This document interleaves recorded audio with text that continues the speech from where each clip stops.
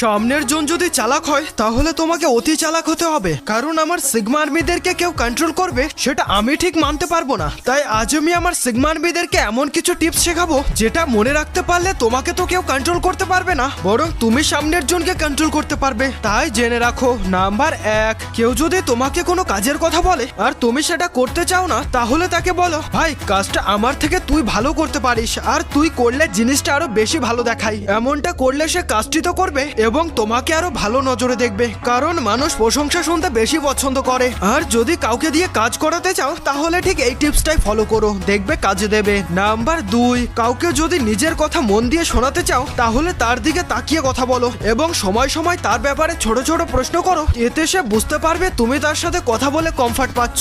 Number 3, কেউ যদি তোমার সাথে কথা বলতে বলতে তোমার অঙ্গভঙ্গি নকল করে তাহলে বুঝে নেবে সে তোমার মধ্যে কোনো স্পেশাল কিছু দেখেছে। আর হ্যাঁ, কমেন্ট বক্সে আমি জানতে চাই আমার সিগমা আর্মিরা এখন কোন ক্লাসে পড়াশোনা করছে।